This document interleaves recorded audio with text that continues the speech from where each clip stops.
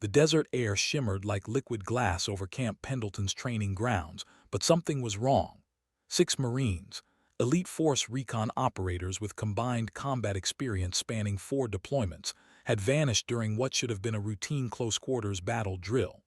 Their last transmission came at 8:47 hours, garbled and brief. Contact, contact, then nothing. The operations center erupted into controlled chaos. Radios crackled with search protocols. Helicopter blades already chopped the morning air.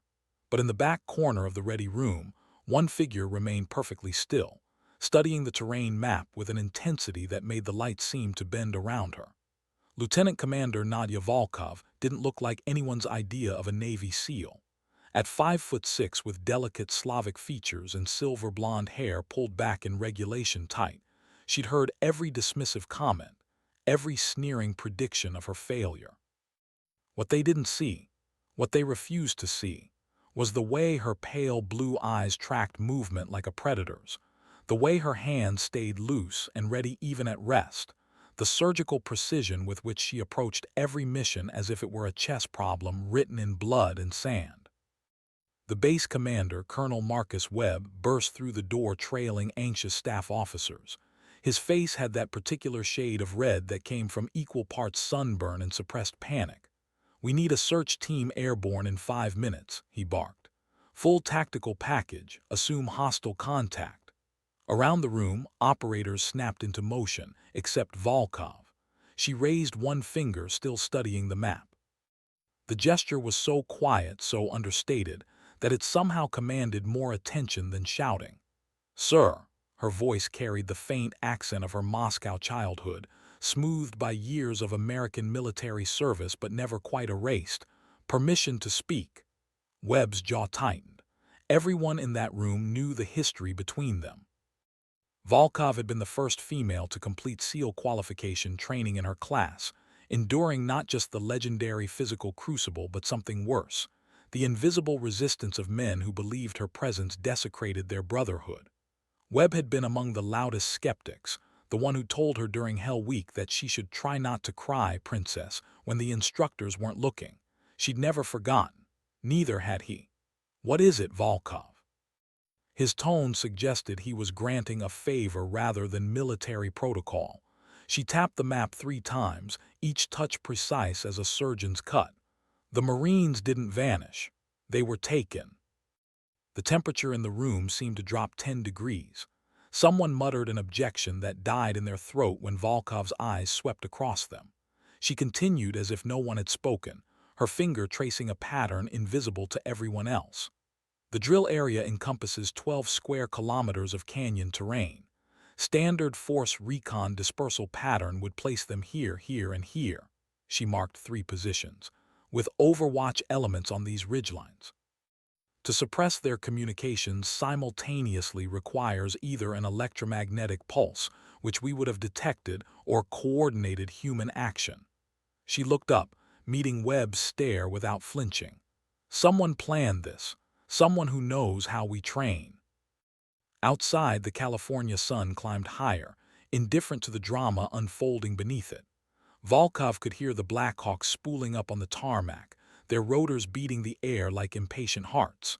She'd been in this position before, the outsider, the one nobody trusted, the variable everyone wished they could eliminate from the equation. Her call sign, Phantom, had started as mockery. Female SEALs weren't real, the old-timers said. They were ghosts, political fiction, diversity quotas wrapped in tactical gear. But Volkov had made the name her own, had transformed their insult into her operational signature.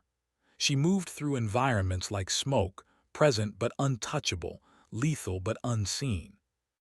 In Mosul, she'd penetrated an ISIS command center that Marine snipers had been watching for 3 weeks, eliminated 4 high-value targets with a suppressed SIG MCX, and exfiltrated through hostile streets without firing another shot. In Kandahar, she'd spent 72 hours in a spider hole no bigger than a coffin, waiting for a Taliban commander who never showed because her patience had outlasted his. The Navy Cross on her dress uniform wasn't for show. It was a receipt paid in blood and silence. Webb's face worked through several expressions before settling on something approximating professional courtesy. Explain your reasoning. It wasn't quite a request. Volkov moved to the digital terrain display, her fingers dancing across the interface with practiced ease. The drill scenario placed the Marines in a force-on-force engagement against OPFOR, our guys playing bad guys, but look at the timeline. She pulled up the mission logs, highlighting discrepancies that others had missed. First radio check at 8:30, nominal. Second check at 8:45, also nominal. Communications failure at 8:47. That's a 2-minute window. Her eyes tracked across the data streams like she was reading poetry. OPFOR was equipped with training ammunition and non-lethal marking systems. They couldn't have taken down 6 Force Recon Marines even if they'd wanted to. The scenario doesn't allow for it. And our OPFOR commander reported no contact at 8:47. He was 3 kilometers east, repositioning according to the exercise plan. One of the junior intelligence officers, a Navy lieutenant whose name tape read Kimura, leaned forward. So you're saying someone else was in the training area? How did they bypass perimeter security? Volkov's smile didn't reach her eyes. The same way I would. The same way any SEAL would. We don't bypass security, we become part of it. Look like you belong, move during shift changes, exploit the assumption that nobody would be crazy enough to infiltrate a Marine base during active training. She zoomed the display to show the canyon's western approach. There's a dry wash that runs from the civilian access road to within 500 meters of the drill area. At 600, it's in deep shadow. At 700, the security patrols are transitioning. A small team, properly equipped and rehearsed, could infiltrate in under 20 minutes. Webb's expression had shifted from skepticism to something harder to read. Around the room, the other operators were studying Volkov with new eyes, recalculating old assumptions. She'd been the butt of their jokes for 18 months, the diversity hire, the political appointment, the princess playing soldier. But she was describing a scenario with the kind of tactical clarity that came from either extensive study or extensive experience doing exactly the thing she was describing. Why take them? Another voice asked. Staff Sergeant Rivera, a Marine liaison with a chest full of ribbons and a reputation for blunt honesty. What's the objective? Volkov turned from the display and something in her posture changed. The academic analyst vanished, replaced by the operator, the hunter, the weapon her training had forged from raw determination. That's what we're going to find out. But whoever planned this didn't do it for ransom or politics. They did it to prove a point. She paused, letting the weight of that sink in. They wanted to show they could penetrate our security, neutralize our most elite operators, and vanish without leaving evidence. This is a demonstration, a message.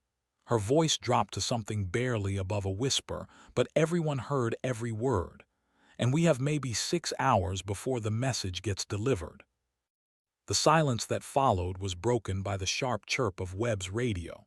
His face went even redder as he listened to the transmission. Then he looked at Volkov with an expression that might have been respect or might have been the dawning awareness of being outmaneuvered. We just found boot prints.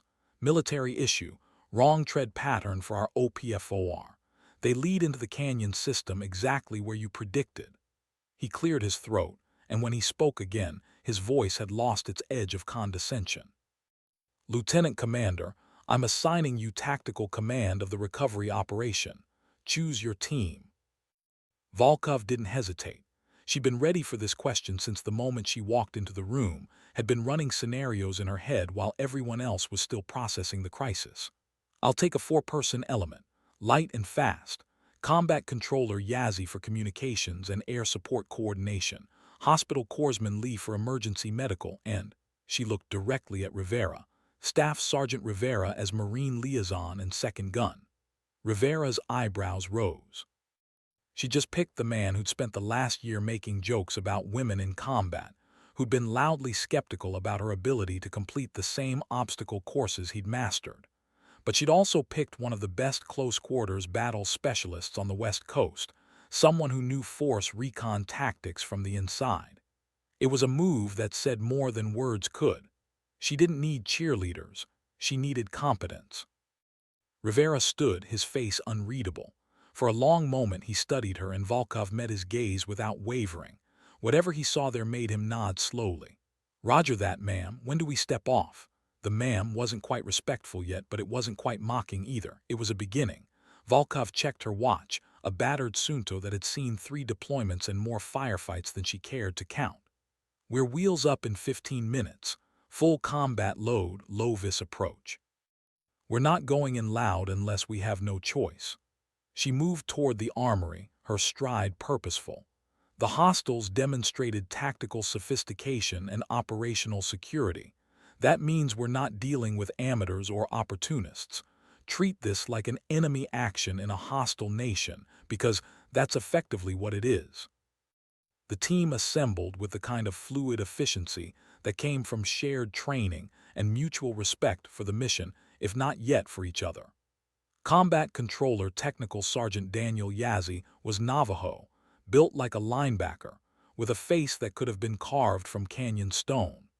He'd called in airstrikes from positions so compromised that the aircraft could hear enemy rounds snapping through his transmission. Hospital Corpsman Second Class Jennifer Lee was Korean-American, compact and fierce, with hands that could suture a severed artery in the dark, or put 3 rounds through a target's center mass at 50 meters. She'd kept a Marine rifle platoon combat effective through a 14-hour siege in Helmand, running between wounded men while Taliban bullets kicked up dust around her boots. Neither had worked with Volkov before, but both had heard the stories. The official ones about her tactical brilliance, and the unofficial ones about whether she'd really earned her trident, or just been waved through to satisfy Washington bureaucrats. They geared up in practiced silence, the armory echoing with the metallic sounds of magazines seating in rifles, of body armor being adjusted, of equipment being checked and double-checked, because in combat there were no second chances for forgotten batteries or loose straps. Volkov's loadout was precise. SIG MCX Rattler in 300 blackout for close quarters, suppressed and equipped with an EATech holographic sight. Glock 19 on her thigh. Combat knife in inverted carry on her chest rig. Medical kit, communications gear, breaching charges, flex cuffs, and enough ammunition to fight through a sustained engagement. She moved with the kind of mechanical precision that betrayed years of repetition, muscle memory built through thousands of hours of training until every action was automatic, leaving her mind free to process tactics and threats. Rivera watched her, pretending not to, and noted how she tested every piece of gear, how nothing went onto her kit without verification. It was something his drill instructors had beaten into him at Paris Island. Trust your gear, but verify everything, because in combat your equipment didn't care about your rank or reputation. It just worked or it didn't. The MH-60S Seahawk lifted off at 9:23 hours, its rotors beating the desert air into submission. Through the open doors, the California landscape rolled beneath them, brown hills studded with sage, canyon systems that looked peaceful from altitude but could hide an army at ground level. Volkov sat in the webbing seat, her rifle between her knees, studying the tactical display on her tablet. Yazzie was coordinating with the Tactical Operations Center, his voice calm and professional over the internal comms. "Phantom 6, this is Phantom 1. We're 10 minutes from insertion point. Weather is clear, winds 5 knots from the southwest. No enemy air activity, no electromagnetic interference detected. Insertion zone appears cold." The radio call sign made Rivera glance at Volkov, but her face revealed nothing. She was already elsewhere, already in the mission, her mind gaming scenarios and responses like a grandmaster, visualizing chess moves. Lee checked her medical kit for the 3rd time, hands moving with the compulsive certainty of someone who knew that forgotten supplies meant dead teammates. "Ma'am," she spoke into her headset, loud enough to carry over the rotor noise, "what's our rules of engagement?" It was a legitimate question, one that needed answering before they hit the ground. Were they executing a hostage rescue against enemy combatants, or were they investigating a training accident that had somehow spiraled into something darker? The answer would determine everything from how they moved to when they were authorized to fire. Volkov's response was immediate, delivered with the kind of clarity that left no room for interpretation. We will attempt to recover our personnel without escalation, but if we receive fire, we return it with overwhelming force. Our primary mission is to bring those Marines home. Everything else is secondary. Any hostile force that interferes with that mission is a valid target. Is that understood?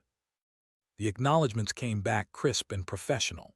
Rivera felt something shift in his assessment of the small blonde woman coordinating their insertion. She wasn't hesitating, wasn't softening the hard realities of combat to make herself seem more palatable. She was speaking the language he understood.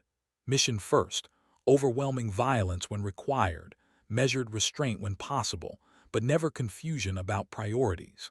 The Seahawk banked hard, dropping altitude as it approached the insertion point.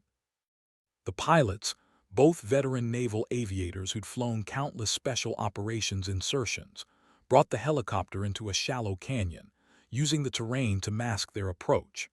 This wasn't a training exercise where they could afford to be noticed.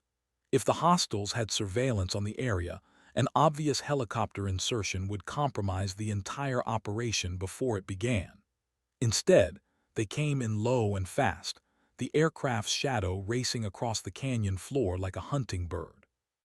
The landing zone was a flat stretch of sand surrounded by rock walls, not ideal for a firefight but adequate for a fast insertion.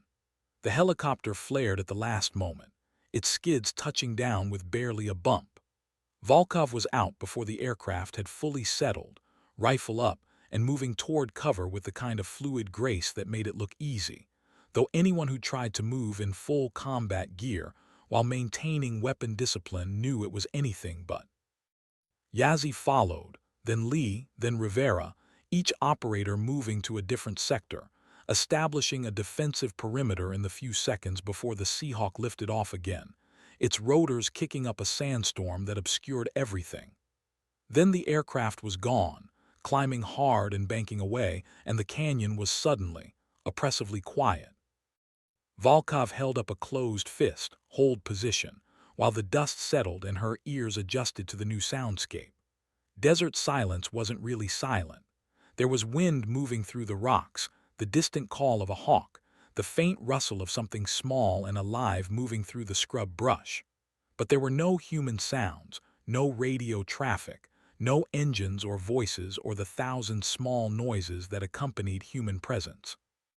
She listened with the patience of someone who'd spent days in hides waiting for targets, her breathing slow and controlled, her senses extending outward like radar. 30 seconds passed. 60. Then she made a hand signal, move out, and the team began to advance into the canyon system where 6 Marines had vanished 3 hours earlier. They moved in a tactical column, spacing themselves 10 meters apart to prevent a single ambush from taking out the entire element.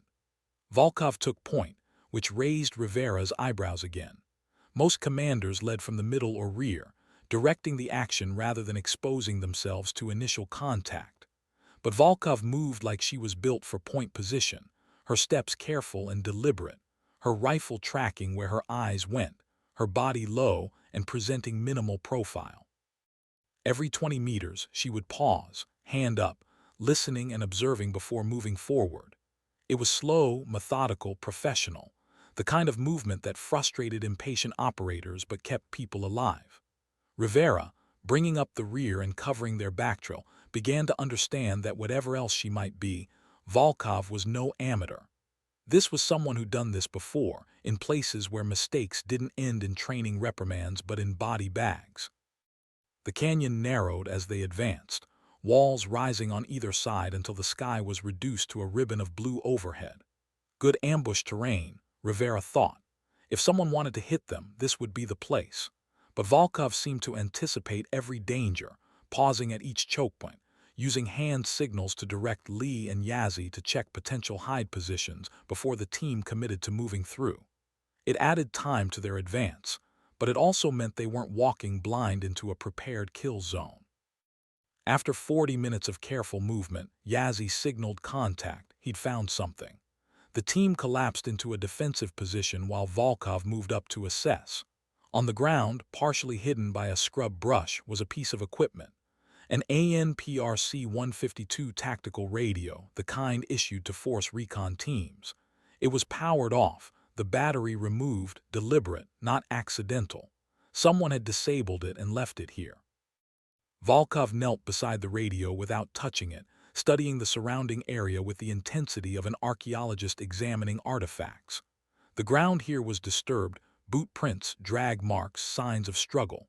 But everything was controlled, organized. This wasn't the chaotic scene of an ambush where panicked men fought for their lives. This was methodical, professional. She stood slowly, scanning the canyon walls, and her mind assembled the scene like a puzzle. The Marines had come through here, probably in their standard tactical formation. They'd been engaged by a superior force or surprised so completely that they couldn't mount effective resistance. Their radios had been stripped to prevent communication, and then they'd been moved deeper into the canyon to a location that someone had prepared in advance. They knew the route, she said quietly, more to herself than the team, but Rivera heard and understood. You're saying this was an inside job. His voice carried skepticism but also grudging respect for her analytical process. Volkov shook her head slightly, still studying the terrain. Not necessarily inside, but someone who understood our training protocols, our standard operating procedures, our predictability. She looked at Rivera directly. How long have you been running force recon training exercises at Camp Pendleton? He thought about it. 3 years, give or take. Before that, we ran them at 29 Palms.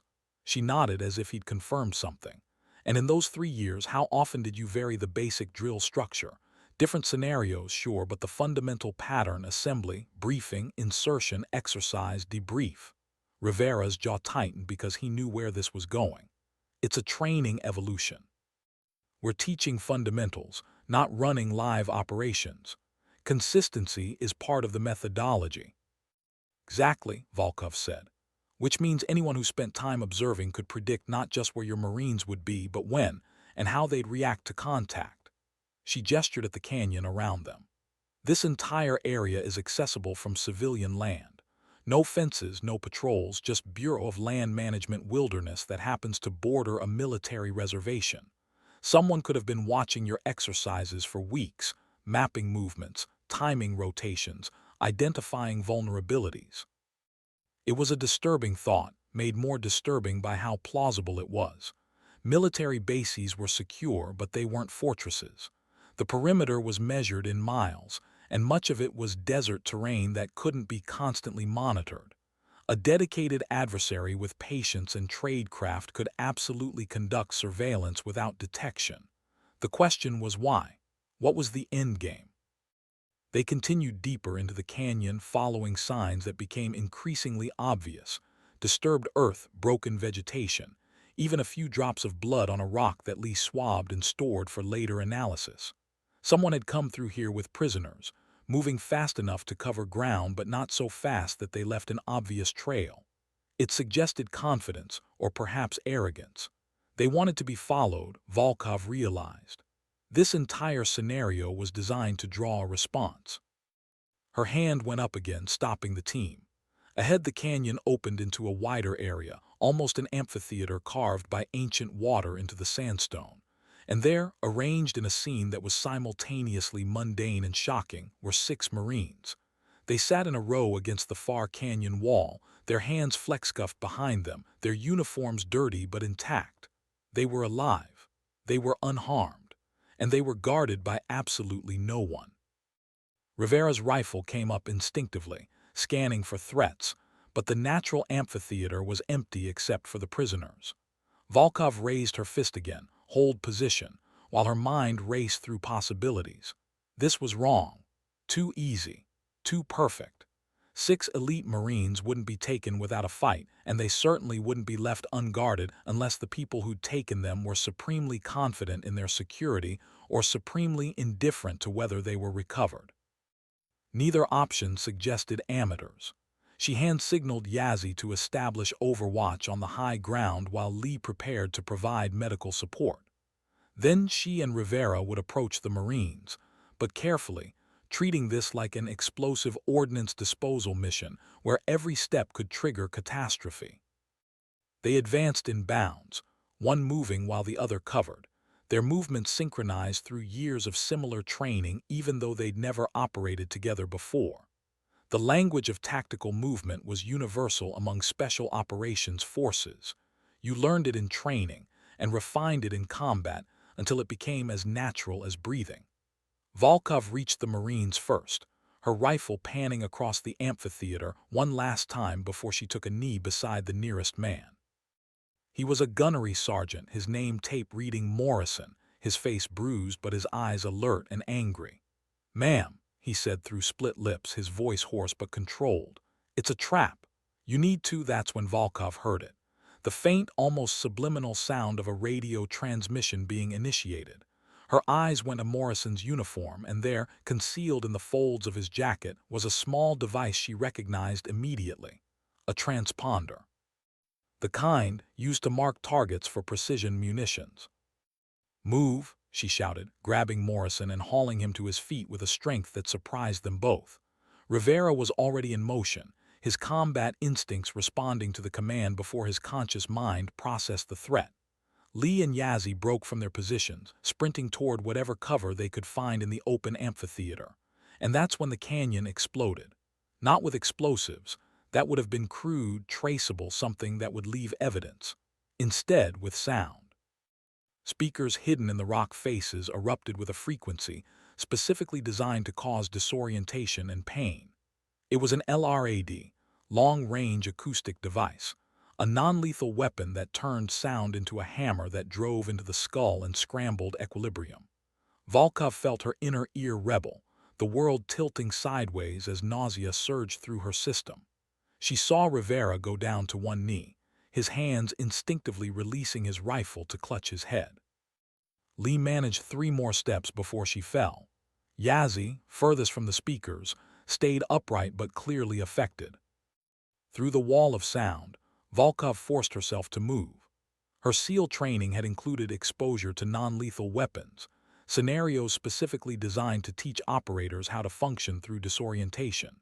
She'd been tear-gassed, flash-banged, subjected to high-frequency sound in controlled environments until her instructors were satisfied she could fight through the effects. But this was more intense than training, a sustained assault that made her brain feel like it was vibrating inside her skull. She stumbled to where Lee had fallen, grabbed the corpsman's drag handle, and began pulling her toward the canyon entrance. Morrison, still restrained but mobile, was yelling something she couldn't hear over the acoustic assault. She gestured frantically toward the other Marines, toward Rivera, trying to communicate through the chaos. That's when the figures appeared. 4 of them, emerging from concealed positions in the canyon walls with the kind of professional precision that confirmed all of Volkov's worst suspicions. They wore civilian clothes, hiking gear actually, but they moved with military discipline, their weapons, Taser X-26s and collapsible batons, held with practiced ease. They weren't trying to kill anyone. They were trying to make a point, and that point was becoming brutally clear. They could penetrate military security, neutralize elite operators, and extract themselves without leaving evidence that would hold up in court. Because acoustic weapons weren't lethal. Tasers weren't lethal. This entire operation existed in a gray zone between criminal action and aggressive training exercise, and someone had planned it that way deliberately.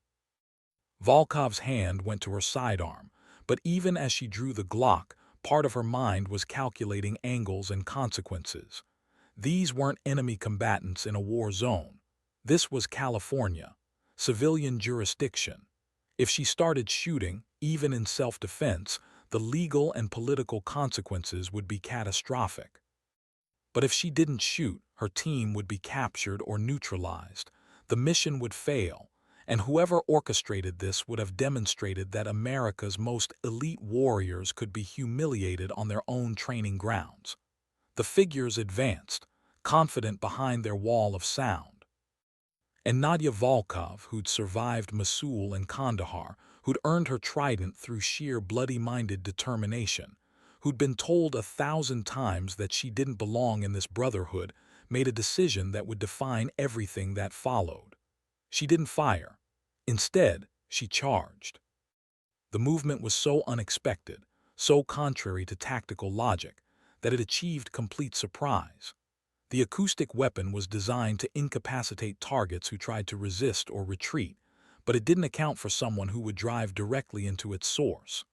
Volkov's body screamed in protest, her vision fragmenting into geometric patterns, her balance betraying her with every step.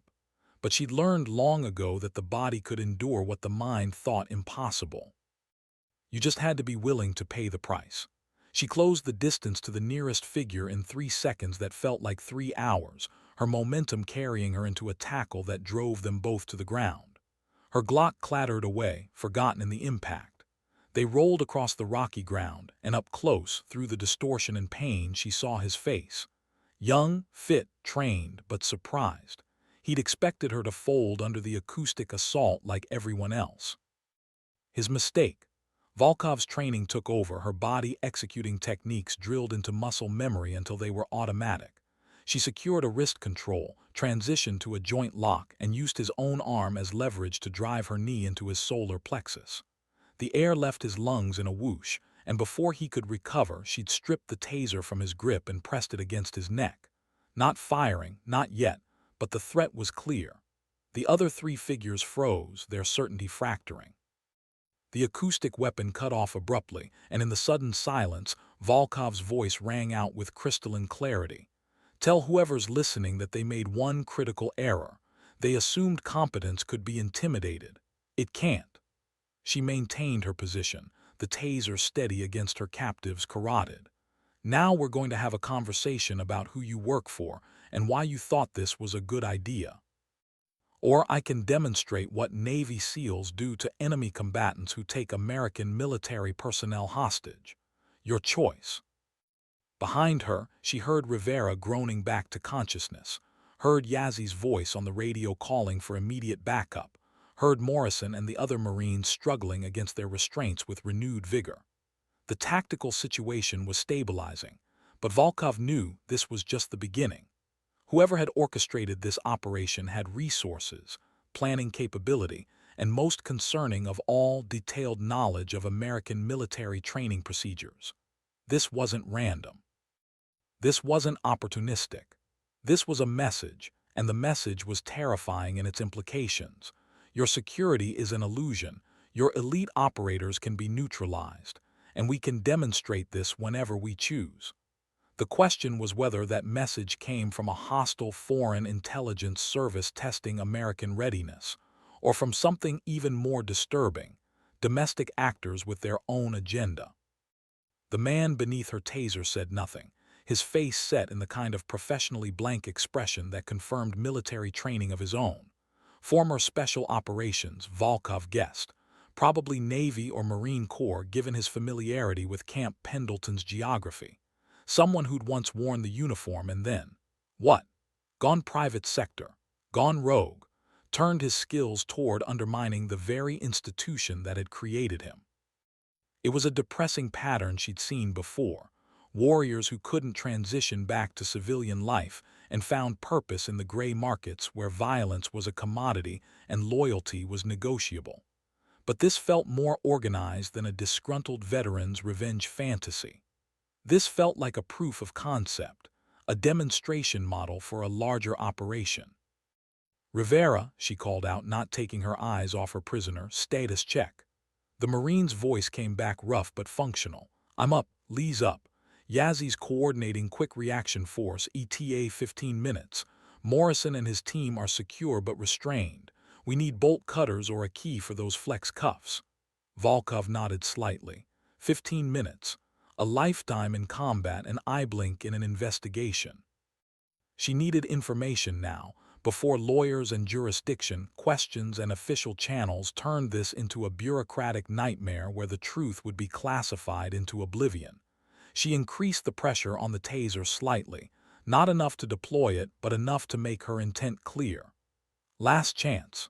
Who sent you? The man's eyes met hers, and what she saw there was disturbing. Not fear, not defiance, something else. Professional respect, perhaps, or recognition of a kindred spirit.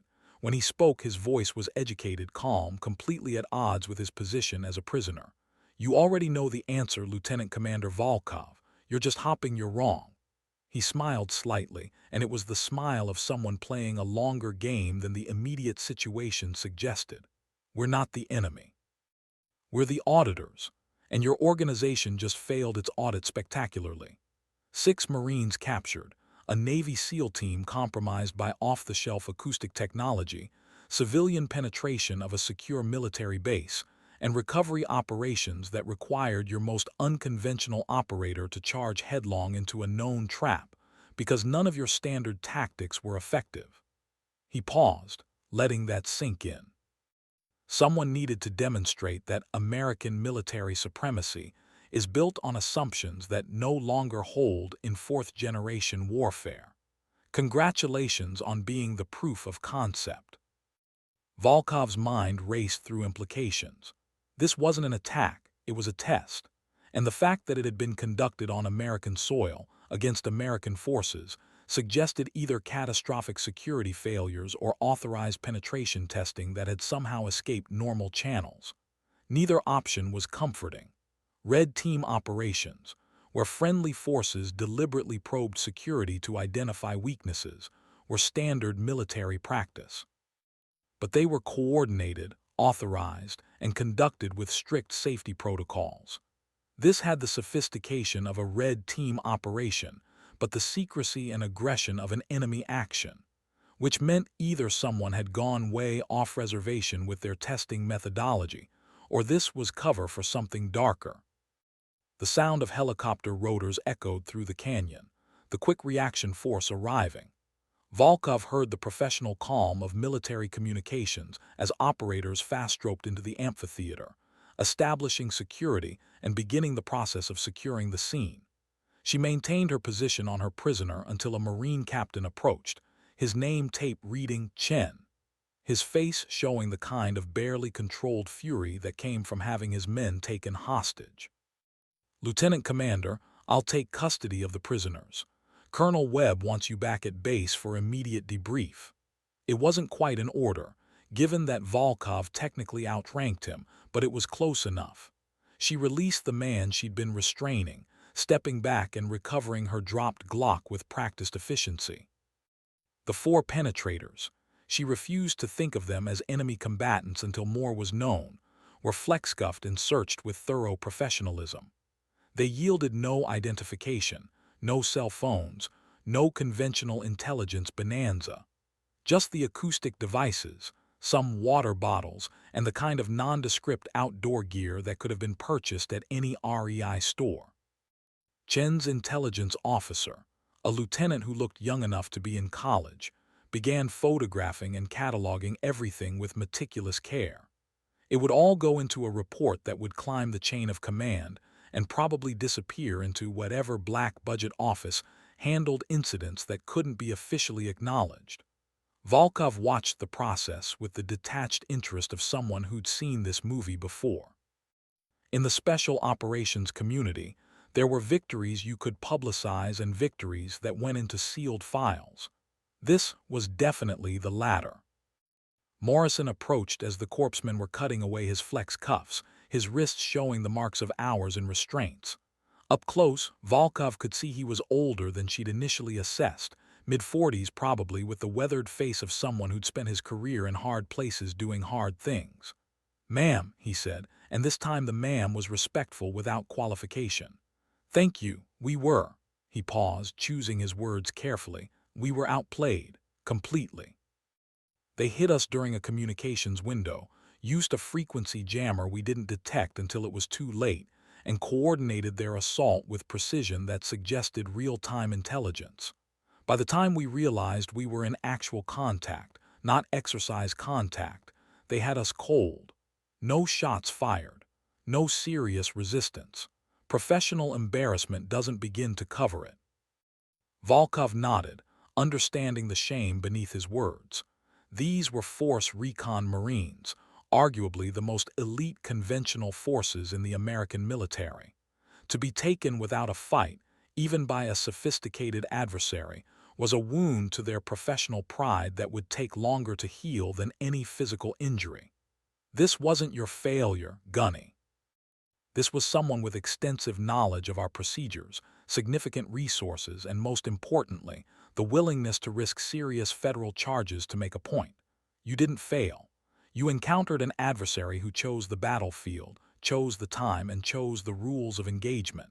There's no shame in being ambushed by a superior force. She looked at the 4 prisoners being loaded into the arriving helicopters. But now we know they exist, and that's their fatal mistake. The flight back to Camp Pendleton was quieter than the insertion, each operator processing what had happened through their own lens of experience and training.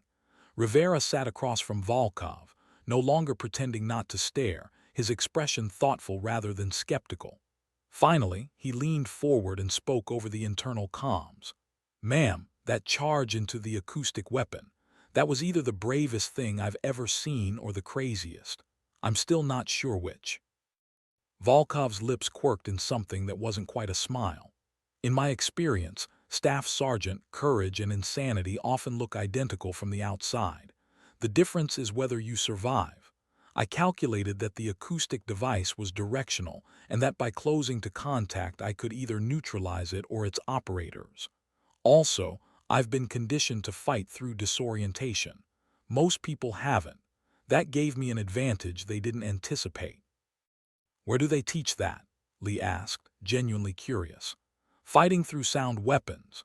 Volkov glanced at her, remembering her own qualification course, the brutal weeks where instructors had tried everything short of actual injury to break candidates and identify who had the mental resilience for the teams. "They don't teach it exactly. They expose you to enough controlled chaos that your nervous system stops treating discomfort as a reason to quit. Pain, disorientation, exhaustion, they're just information. Your body is reporting its status, whether you choose to act on that information or override it. That's the difference between someone who can operate in extremis and someone who can't." It was the closest she'd come to explaining the fundamental transformation that special operations training induced. You didn't become superhuman. You just became unwilling to let human limitations dictate your actions. The base came into view, and Volkov could see the operations center already swarming with activity. Whatever investigation was about to unfold would be massive, multi-jurisdictional, and almost certainly classified. But for now, there was the immediate debrief, the after-action report, the detailed accounting of every decision and every second from first contact to final recovery. She'd done dozens of these, knew the rhythm and the questions, knew how to translate combat chaos into coherent narrative for people who'd never experienced it. As the helicopter settled onto the tarmac, she saw Colonel Webb waiting, his face unreadable. Beside him stood several men in civilian clothes with the kind of posture that screamed federal agents. FBI, probably. Or worse, if worse existed. The debrief lasted 6 hours. They went through everything 3 times, once for the immediate tactical report, once for the detailed written statements, and once for the federal investigators who asked the same questions in different configurations, looking for inconsistencies that might reveal deception or confusion. Volkov answered with patient precision, neither embellishing nor minimizing, simply reporting what she'd observed and why she'd made each tactical decision. The prisoners, it turned out, had lawyers before they had names. Expensive lawyers who materialized with suspicious speed and proceeded to create legal barriers that would make prosecution difficult if not impossible. Someone had planned for this contingency, which suggested institutional backing rather than rogue operators. It was 1800 hours before Volkov was finally released from the debrief room. She walked to the parking lot in the golden evening light, her body reminding her that she'd been awake for 18 hours and operational for most of them. Rivera was leaning against a truck, clearly waiting. When he saw her, he straightened but didn't salute. They were both in utilities and informal courtesy was the norm. "Ma'am, I wanted to." He paused, struggling with something. I wanted to apologize for the past year, for the jokes and the skepticism and the general asshole behavior. What you did today, that wasn't diversity checkbox bullshit.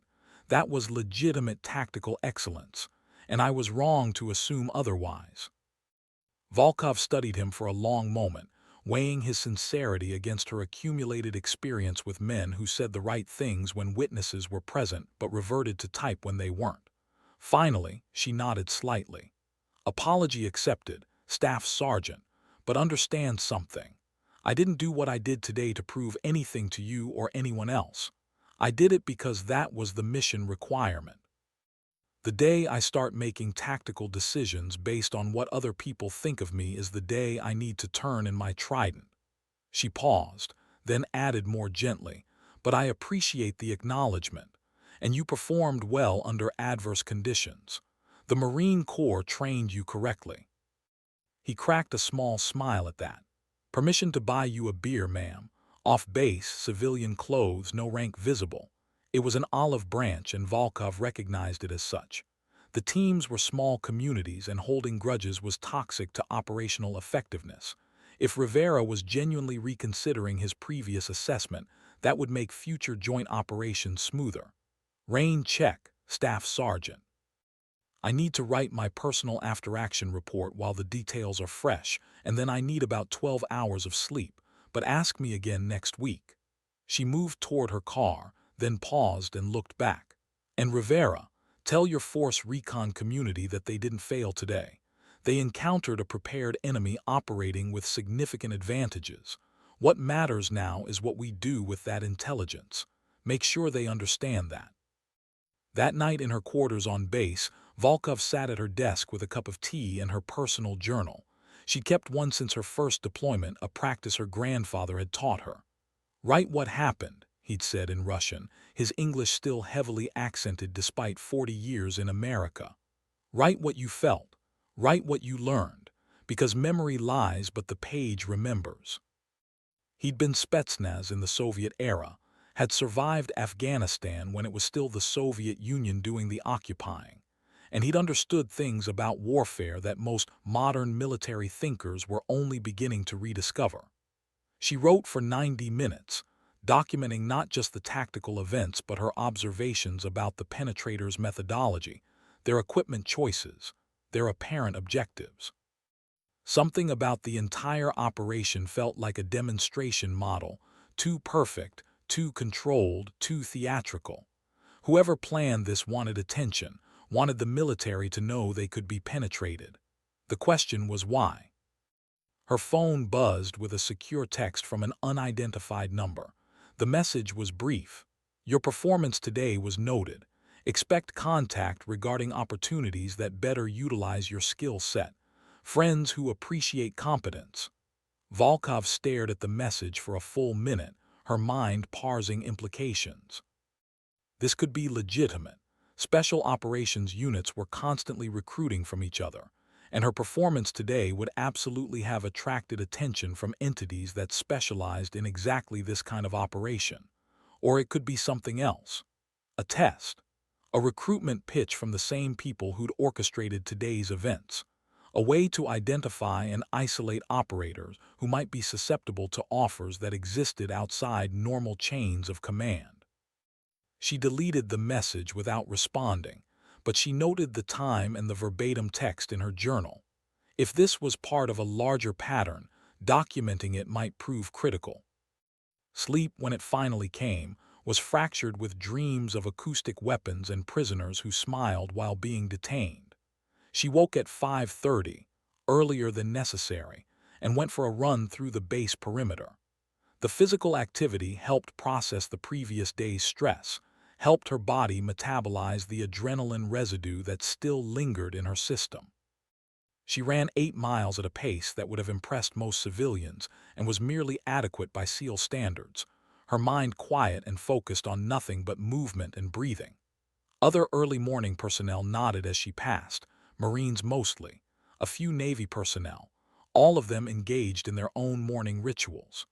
This was the part of military life she'd always loved, the shared discipline, the collective commitment to maintaining readiness even when no immediate threat existed. The operations center summoned her at 900 for another round of briefings, this time with different players. A woman from the Office of Naval Intelligence, a man from the Defense Intelligence Agency, and Colonel Webb, looking like he'd aged 5 years overnight. The ONI representative, a commander whose name tape read Halvorsen, took the lead. Lieutenant Commander Volkov, we've completed preliminary analysis of yesterday's incident. The 4 individuals in custody have provided minimal information beyond confirming they were engaged in what they characterize as authorized penetration testing for an unnamed government contractor. Their lawyers have produced documents suggesting they were operating under a legitimate contract, but those documents raise more questions than they answer. She slid a folder across the table. The contract was issued by a Department of Defense entity that doesn't appear in normal organizational charts. The funding came through a black budget allocation that requires special clearances to even acknowledge, and the authorization signatures belong to people who don't seem to exist in official personnel databases. Volkov opened the folder, scanning the documents with the kind of focused attention she'd learned from years of intelligence work. The paperwork looked legitimate, proper formatting, appropriate security classifications, all the bureaucratic markers of official government business. But Halvorsen was right. The details didn't align with anything she recognized from her own clearances and operational experience. So either this is the most compartmented program in DoD history, she said slowly, or someone created very convincing forgeries to provide legal cover for what amounts to illegal detention and assault on military personnel. She looked up. Which interpretation does ONI favor? Halvorsen's expression was carefully neutral. We're maintaining both possibilities until evidence dictates otherwise. But I'll be frank, Lieutenant Commander. If this is a legitimate program, it represents a significant breakdown in operational security and inter-service coordination. And if it's not legitimate, it represents a sophisticated adversarial action that penetrated our security posture with disturbing ease. Either way, we have problems. The DIA representative, who'd been silent until now, leaned forward. He was older, probably late 50s, with silver hair and the kind of weathered face that suggested extensive time in unpleasant places. His nameplate read Brennan, and he spoke with the flat Midwestern accent that suggested origins nowhere near the coasts. Lieutenant Commander, you have a unique perspective on this incident. You were the first responder, you made tactical decisions under extreme pressure, and you had direct physical contact with at least one of the perpetrators. Based on everything you observed, what's your professional assessment? Are we dealing with friendly forces testing our security, or hostile actors masquerading as friendly forces? It was the question everyone had been dancing around, and Volkov appreciated Brennan's directness. She considered her answer carefully, aware that whatever she said would be documented and could shape the entire investigation's direction. Sir, based on their tactics, equipment, and methodology, these were definitely individuals with extensive military training. Special operations background, almost certainly. Their plan demonstrated sophisticated intelligence about our training schedules, geographical knowledge of Camp Pendleton, and access to specialized equipment that isn't available at consumer level. The acoustic weapons, in particular, require expertise to deploy effectively. They're not standard military issue, but they're not impossible to acquire if you know the right channels. She paused, organizing her thoughts. What concerns me most is their demeanor during and after detention. They weren't afraid. They weren't displaying the stress indicators you'd expect from criminals caught in the act. They were calm, professional, almost satisfied, like they'd accomplished exactly what they set out to do. That suggests either they had legitimate authorization and knew they were protected, or they had backing from an organization confident enough to provide that protection despite the illegality of their actions. Brennan nodded slowly, his face revealing nothing. And if you had to choose between those two possibilities based purely on operational intuition, Volkov met his eyes directly. I'd say we're dealing with something in between, sir. A program that might have started with legitimate authorization but has evolved beyond its original parameters. Or a private sector operation leveraging former government employees and their retained security clearances to operate in gray zones where official government action would be legally or politically problematic. The technology they used, acoustic weapons, frequency jammers, that's commercially available to entities with enough money and the right connections. The tradecraft they demonstrated is consistent with special operations training, but it's also consistent with what you'd see from defense contractors who employ former operators. My gut says this is private sector acting with at least tacit governmental awareness, if not explicit approval. The room was silent for a moment, everyone processing the implications of that assessment. If Volkov was right, it meant the lines between military operations, intelligence activities, and private contractors had blurred to the point where accountability was nearly impossible. It was a pattern that had been accelerating since the global war on terror began, where billions in defense spending flowed to private companies that employed former military and intelligence personnel to conduct operations that existed in legal and ethical gray zones. Webb finally spoke, his voice tight with suppressed anger. We've outsourced our own penetration testing to contractors who feel empowered to kidnap Marines and compromise Navy personnel without bothering to coordinate through proper channels. Is that what we're saying? Volkov shrugged slightly. I'm saying it's a hypothesis that fits the available evidence, sir. I'm also saying that whoever authorized or funded this operation severely underestimated how it would be perceived by the personnel who were targeted. Intent and perception matter in operations like this. Even if this was technically authorized, the execution created an incident that could have easily escalated into lethal force being employed. That's either incompetence or deliberate provocation. Halvorsen made a note in her tablet. We'll be following multiple investigative lines. The immediate priority is establishing the true identity and authorization of the 4 individuals in custody. Once we know who they really are and who's paying them, we can determine appropriate responses. In the meantime, Lieutenant Commander, you're being placed on administrative leave pending completion of the investigation. That's standard procedure for any incident involving potential use of force against civilians. Volkov had expected this, but it still stung. Administrative leave was bureaucratic speak for, we're not sure if you did something wrong, so we're going to sideline you while we figure it out. She kept her face neutral. Understood, ma'am. Am I restricted to base, or am I free to return to my normal duty station? Halvorsen consulted her notes. You're free to return to your unit, but you're not to discuss this incident with anyone outside official channels. That includes media, family members, or fellow service members not directly involved in the investigation. This entire matter is being classified at the TS-SCI level until further notice. Top secret sensitive compartmented information. The kind of classification that meant even acknowledging the incident existed could result in criminal charges. Volkov had operated in that world for years and understood the rules. She nodded her acknowledgement and stood, recognizing dismissal when she saw it. As she reached the door, Brennan's voice stopped her.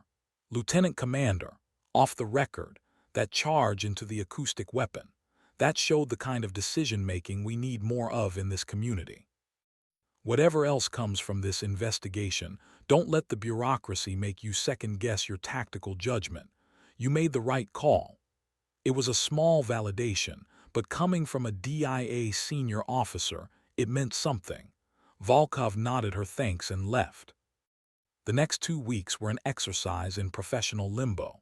She returned to her unit at Naval Special Warfare Development Group in Virginia Beach, where her reputation had preceded her. The other SEALs treated her with the kind of careful respect reserved for someone who might be a hero or might be under investigation.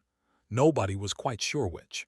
She spent her days maintaining qualifications, working out obsessively, and dodging questions about what had happened in California. The official story, that she'd been involved in a classified training incident, satisfied most people's curiosity without revealing anything substantive. But the sideways glances and abrupt conversation endings when she entered the room told her that rumors were circulating anyway. The special operations community was small enough that secrets traveled fast, even classified ones. Her phone buzzed regularly with secure messages from the investigation team, requesting clarifications on minor details or asking her to review draft statements.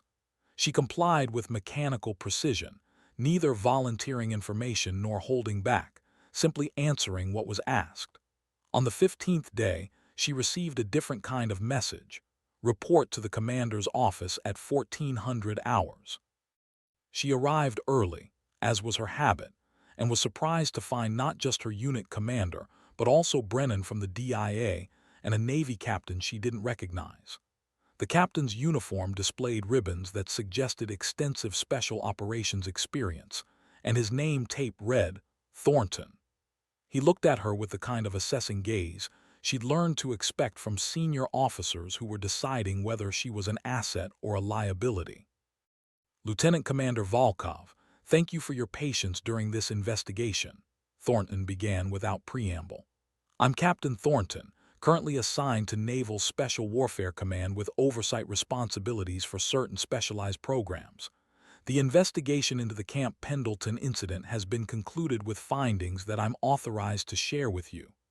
He gestured to a chair, and Volkov sat, her posture erect and her face professionally neutral. The 4 individuals in custody were indeed operating under contract to a Department of Defense entity, specifically a joint task force that tests military security postures through realistic penetration scenarios. However, that contract specifically prohibited operations that involved actual detention of military personnel or use of technologies that could cause physical harm, even temporarily. The contractors exceeded their authorization significantly, apparently believing that demonstrating vulnerabilities would earn them expanded contracts. Instead, they've been terminated, their security clearances revoked, and they're facing federal charges for kidnapping and assault. Volkov absorbed this information without visible reaction, though internally she was relieved. Not a legitimate test, then. Just contractors who'd let ambition override judgment. What happens to the program itself, sir? Thornton's expression soured slightly. That's above my pay grade, but I understand there's significant debate about whether penetration testing should be conducted by contractors at all, given the conflicts of interest involved. For your purposes, what matters is that your actions have been reviewed and found to be appropriate under the circumstances. You're being returned to full-duty status, and this incident will have no negative impact on your career progression. He paused, then added, in fact, your performance has attracted positive attention from several quarters.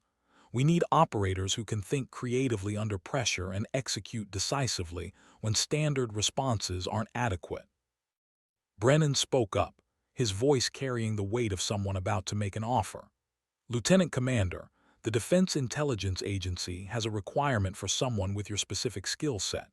We're establishing a specialized unit that focuses on unconventional threats, actors who exploit gray zones between military and civilian, legal and illegal, authorized and unauthorized. The kind of threats you encountered at Camp Pendleton. This unit would operate with significant autonomy and would require officers capable of making complex decisions in ambiguous situations. The assignment would be joint.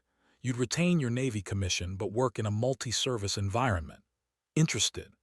It was the opportunity Volkov had been working toward without quite realizing it, the kind of position that could define a career or end one, depending on how it was executed.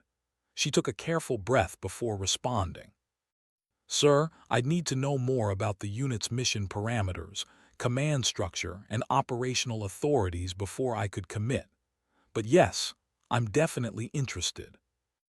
Brennan smiled slightly, the expression transforming his weathered face. I expected nothing less. You'll receive a briefing packet tomorrow under separate cover. Review it, think about it, and give me an answer within 72 hours. This isn't the kind of offer that comes around twice, Lieutenant Commander. And frankly, you're one of maybe 20 people in the entire military who have the background and temperament for what we're building. The meeting concluded with the usual formalities, but as Volkov left the commander's office, she felt something she hadn't experienced in months, genuine excitement about the future. For too long, she'd been fighting against institutional resistance, proving herself over and over to people who would never be fully convinced. This sounded different. This sounded like an opportunity to work with people who valued effectiveness over conformity, results over traditional methodology. That evening she called her grandfather. He was 93 now, still sharp but increasingly frail, living in a retirement community in Pennsylvania that catered to veterans. When he answered the phone, his voice still carried traces of the commanding officer he'd once been. "Nadia," he said, using the Russian diminutive of her name that nobody else was allowed to use. "I was wondering when you would call. I saw the news about Camp Pendleton, though of course they didn't mention you by name. But I know your work when I see it." She smiled despite herself. "Dedushka, you know I can't talk about classified operations." He made a dismissive sound. "Everything is classified these days. In Soviet Army, we just did job and didn't worry about who was watching. But tell me, are you safe? Are they treating you with respect you have earned?" "I'm safe," she assured him. "And, yes, actually, I think I'm finally being treated with the respect I've earned. There's an opportunity coming, something significant. I can't give you details, but it feels right." Her grandfather was quiet for a moment, and she could imagine him sitting in his small apartment surrounded by photographs from a different life. Him in Soviet uniform, him with his Spetsnaz team, him receiving medals from generals whose names were now footnotes in history books. "Your grandmother, God rest her soul, she always said you had the soul of a warrior. Not just the skills, but the spirit. The willingness to stand in the fire when others run away. I see this in what you do, even when you cannot tell me what you do. Whatever this opportunity is, trust your instincts. You have survived this long because you know when to fight and when to wait. That wisdom is worth more than any weapon." They talked for another 30 minutes about inconsequential things: his health, the retirement community's upcoming holiday party, distant relatives in Russia they'd both lost contact with years ago. But the important conversation had happened in those first minutes, the transmission of hard-won wisdom from one generation of warriors to the next. When Volkov finally ended the call, she felt centered in a way that official briefings and command decisions never quite achieved. Her grandfather had given her something the Navy couldn't: context. A reminder that her struggle wasn't unique, that warriors had been proving themselves against skeptical institutions for as long as organized violence had existed, and that the measure of success wasn't whether everyone acknowledged your competence, but whether you maintained your integrity while pursuing excellence. The briefing packet arrived the next morning via secure courier, a locked case that required her thumbprint and an alphanumeric code to open. Inside was a tablet loaded with encrypted files detailing the proposed unit's mission, structure, and operational concept. She spent 6 hours reading through everything twice, taking notes in a separate encrypted system, building a mental model of what this assignment would actually entail. The unit was designated Task Force Grey Wolf, a deliberate reference to predators that operated in the margins between light and darkness. Its mission was to identify, assess, and when authorized, neutralize threats that didn't fit traditional military or law enforcement categories. Think tanks funded by hostile nations, but operating as legitimate nonprofits. Defense contractors who'd gone rogue, but maintained enough political connections to avoid prosecution. Criminal organizations that had acquired military-grade capabilities through black market weapons sales. It was ambitious, potentially controversial, and exactly the kind of work that either resulted in legendary careers or catastrophic failures. The unit would be small, 12 operators maximum, drawn from across the special operations community, each selected for specific skills and temperament. They'd operate under flexible authorities that allowed for rapid response without requiring approval through normal chains of command, which meant they'd be empowered to take significant risks, but also vulnerable to being disavowed if operations went sideways. Volkov recognized the pattern. This was the kind of unit that politicians loved when it succeeded and pretended never existed when it failed. But it was also the kind of unit where an operator could make a real difference, where the bureaucratic constraints that normally hampered special operations would be minimized in favor of effectiveness. She thought about her call sign, Phantom. What had started as mockery had become an operational philosophy. Be present but unseen. Act decisively but leave minimal traces. Succeed in ways that couldn't be officially acknowledged. This new unit sounded like it was built around that same philosophy, operating in spaces where traditional military force was inappropriate or impossible, achieving objectives through precision and subtlety rather than overwhelming firepower. It would be dangerous work, the kind that aged operators prematurely and produced casualties that couldn't be publicly mourned. But it would also be meaningful work, protecting the nation from threats that most citizens would never even know existed. She joined the Navy to serve, had become a SEAL to push her limits, had survived Mosul and Kandahar to prove that she belonged. This felt like the natural next step. She composed her acceptance message carefully, neither effusive nor casual, simply confirming her interest and requesting additional details about the training pipeline and deployment schedule. Brennan's response came back within an hour. Report to Fort Bragg on Monday for initial briefing and team integration. Bring your full deployment kit and expect to be gone for 6 weeks minimum.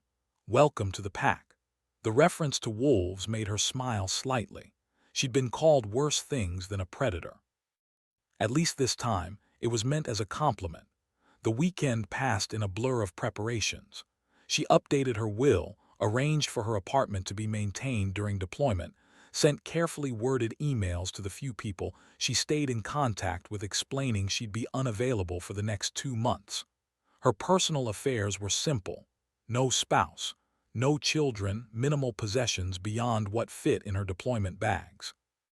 It was the life she'd chosen, streamlined for operational flexibility, unencumbered by the normal commitments that made other people's lives complicated. Monday morning found her on a military flight to North Carolina, seated among other personnel whose unit patches and ribbons suggested specialized backgrounds. Nobody made eye contact or initiated conversation. This was military travel in the special operations community. Everyone minded their own business. Everyone maintained operational security. Everyone understood that curiosity was unprofessional. She used the flight time to review the mission files one more time, committing organizational structures and threat assessments to memory. The aircraft landed at Pope Army Airfield adjacent to Fort Bragg, and a nondescript sedan was waiting to transport her to what the directions described only as Building 4227. It turned out to be a low-profile structure set away from the main base, surrounded by security fencing that suggested purposes beyond ordinary administration. The briefing room was already occupied when she arrived. 11 other operators, representing every branch of service and specialization she could identify.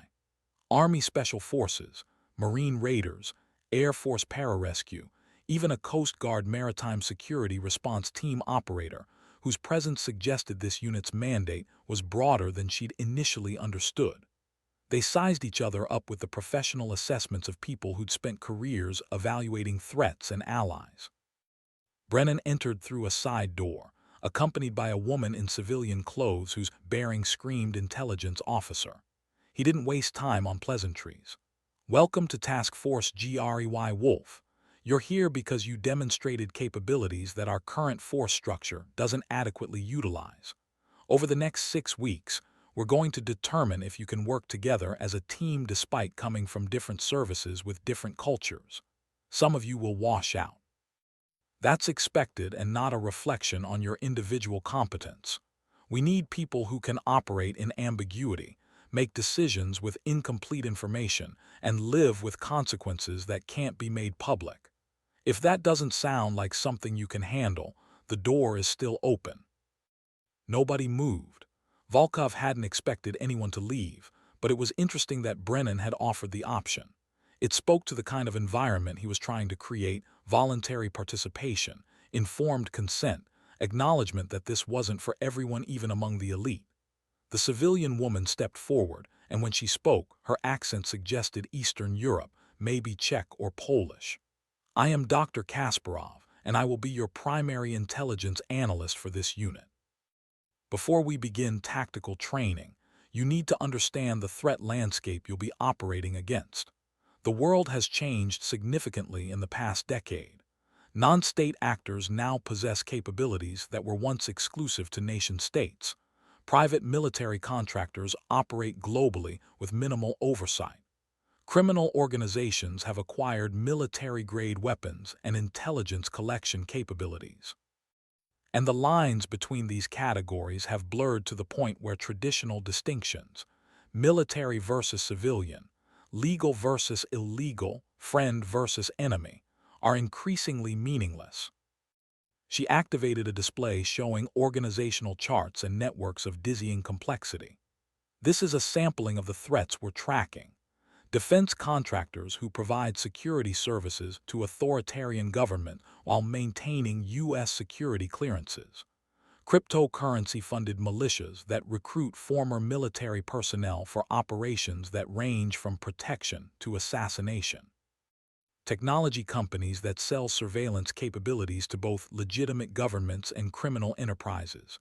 Your mission will be to map these networks, identify vulnerabilities, and when authorized by appropriate authorities, disrupt their operations through surgical action." She paused, letting them absorb the scope. "You will not receive medals for this work. You will not be able to discuss it with family or friends. Success will often look like nothing happened at all. Failure could result in international incidents, legal prosecution, or death in circumstances where your government cannot acknowledge your service. Questions?" A Delta Force operator whose name tape read Williams raised his hand. "Ma'am, what are our rules of engagement? Are we talking law enforcement standards or wartime standards?" It was the question everyone wanted answered, the fundamental issue that would determine how this unit functioned. Kasparov looked to Brennan, who nodded for her to proceed. "Your role will vary by mission and will be explicitly defined before each operation. In some cases, you'll operate under law enforcement guidelines with arrest as the objective. In others, you'll operate under military guidelines where lethal force is authorized against designated targets. The critical requirement is that you understand and follow the specific authorities granted for each mission. We're not creating a group of cowboys who decide for themselves what's legal. We're creating a precision tool that can be employed across multiple legal frameworks depending on the situation." The training that followed was unlike anything Volkov had experienced, and she'd experienced most of what the military could throw at someone. They started with scenario-based exercises that had no clear right answers, situations where every option carried significant risks, and where success meant minimizing harm rather than achieving perfect outcomes. A hostage situation involving dual national citizens where both host nations claimed jurisdiction. A technology theft operation where the suspect was also a valuable intelligence source. A corrupt defense contractor who needed to be exposed without revealing classified sources and methods.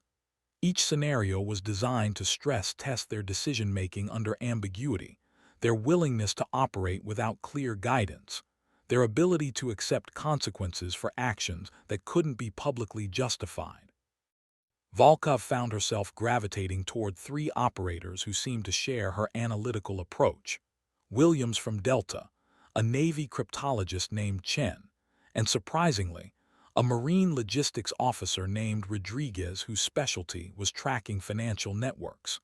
They formed an informal team within the larger group, recognizing in each other a similar blend of tactical competence and intellectual flexibility. During breaks, they'd compare notes and observations, building a shared understanding of what this unit was really about. "We're being trained to be deniable," Williams observed during one of these conversations. Everything about this program is designed to allow the government to distance itself if we fail. That tablet Volkov brought, I bet it has a remote wipe function. These facilities, probably leased through a shell company. Even Brennan, I'd bet money that's not his real name. Chen nodded thoughtfully. Which means we're accepting significant personal risk in exchange for operational autonomy. The question is whether that's a fair trade. They all looked at Volkov, perhaps recognizing that she'd faced similar calculations before, joining a community that didn't want her, enduring treatment that would have broken most people, accepting risks that weren't evenly distributed across the force. She considered the question seriously before responding. It's only a fair trade if you believe the mission is worth it. If you're doing this for career advancement or glory, you're going to be disappointed. But if you're doing it because you recognize that threats are evolving faster than traditional military structures can adapt, and you want to be part of the solution. She paused, choosing her words carefully. Then yes, it's worth the risk. At least it is to me. The weeks blurred together in a cycle of training, assessment, and refinement. They learned advanced surveillance techniques from intelligence professionals who'd spent careers tracking terrorists and criminals. They practiced low-visibility operations in urban environments, moving through cities without leaving traces that would survive casual investigation. They studied international law and human rights frameworks, understanding where legal boundaries existed and how to operate effectively within them. Most significantly, they learned to work as a team despite vastly different backgrounds and specializations. The initial wariness gradually transformed into professional respect as each operator demonstrated their unique capabilities and proved they could be relied upon under pressure. Toward the end of the training cycle, Brennan assembled them for what he called the final evaluation. They were given a real-world scenario, not hypothetical, but an actual ongoing situation that Task Force GREY Wolf had been monitoring. A defense contractor specializing in autonomous weapons systems was preparing to sell advanced drone technology to a nation-state that was technically friendly but practically authoritarian. The sale was legal under current export controls, but the technology could easily be repurposed for surveillance and targeting of dissidents. The political leadership wanted the sale stopped without creating a diplomatic incident or exposing classified intelligence about how they'd learned about the deal. The task force had 72 hours to develop and execute a plan. Volkov found herself in the role of team lead, not formally assigned but tacitly acknowledged by the others who'd recognized her ability to synthesize complex information and make decisive calls under ambiguity. They spent the first 12 hours in intensive planning, analyzing every aspect of the contractor's operations, identifying vulnerabilities, gaming out consequences. Rodriguez tracked the money, finding obscure financial connections that suggested the contractor was more concerned with quarterly profits than national security implications. Chen penetrated their communications, discovering that the sale was being fast-tracked to meet a deadline before new export regulations took effect. Williams planned the tactical execution, identifying exactly how they could interdict the technology transfer without leaving evidence of military or intelligence involvement. The operation launched at midnight, a coordinated action that looked more like corporate espionage than military operation. Volkov led a small team that infiltrated the contractor's secure facility using credentials that Chen had crafted.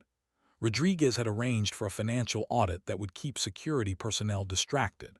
Williams was positioned to extract them if things went sideways. Inside the facility, Volkov located the prototype drone systems and their associated control software. But rather than stealing or destroying them, she implemented a more subtle approach, uploading malware that would cause catastrophic failures during demonstration flights, making the technology appear unreliable without leaving forensic evidence of sabotage.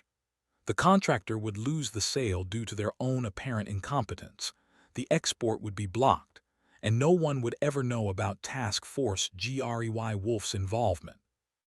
They exfiltrated without incident, the entire operation lasting under 90 minutes from entry to extraction. The following morning, Rodriguez's financial audit concluded with findings that prompted the company's board to delay the sale pending internal review. 3 days later, when the drones failed spectacularly during test flights, the sale was canceled entirely. Brennan reviewed their performance with the kind of understated approval that meant more than effusive praise. "This is what success looks like in our world," he said. "No headlines, no medals, no public acknowledgement, just a threat that no longer exists and a problem that solved itself. You executed with precision, adapted to changing circumstances, and achieved the objective without creating new problems. That's professional-level work." He looked around the room at all of them. "Welcome to Task Force Grey Wolf. You're officially operational." The next 6 months established a rhythm of operations that Volkov found deeply satisfying despite their classified nature. They deployed against a Russian intelligence front company operating in Poland, a Chinese technology theft operation targeting U.S. defense contractors, and a domestic extremist group that had acquired military explosives through corrupt supply chain contacts. Each mission reinforced the unit's core competency, operating in spaces where traditional military or law enforcement responses were inadequate or impossible, achieving objectives through precision and subtlety rather than overwhelming force. Volkov's reputation within the tight-knit community grew, not through formal recognition, but through the quiet respect of peers who understood what she accomplished. But the mission that would define her legend came on a cold February morning when Brennan summoned the team for an emergency briefing. His face carried the particular gravity that suggested this was different from their usual operations. "We have a problem," he said without preamble. "6 months ago, a U.S. military advisor went missing in East Africa. Captain Marcus Webb, yes, that Webb." Volkov felt her pulse quicken slightly. The same Colonel Webb who'd been her skeptic at Camp Pendleton had apparently been promoted and deployed to a training mission in Somalia before vanishing. Webb was working with African Union forces on counter-terrorism operations when his convoy was hit. "We initially believed he was killed in action, but intelligence now suggests he's alive and being held by a hybrid organization that's part criminal syndicate, part terrorist cell, and part privatized security force. They're demanding a prisoner exchange. Webb for 6 individuals currently in U.S. custody on terrorism charges." The room was silent as everyone processed the implications. Prisoner exchanges were politically fraught, legally complex, and operationally dangerous. And this one had the additional complication of involving personnel from the Special Operations community. Webb was one of their own, even if he'd been transferred to a conventional unit for his advisory role. "We can't meet their demands," Brennan continued. "The prisoners they want include bomb makers and financial facilitators whose release would enable significant terrorist operations. But we also can't abandon Webb, which is where you come in. This is a recovery operation with extremely limited support and zero room for diplomatic incidents. Somalia is not an acknowledged combat zone. We can't send in a Ranger battalion or launch drone strikes. We need surgical precision delivered by people who can operate completely off the books." Volkov studied the intelligence files, her mind already gaming scenarios and approaches.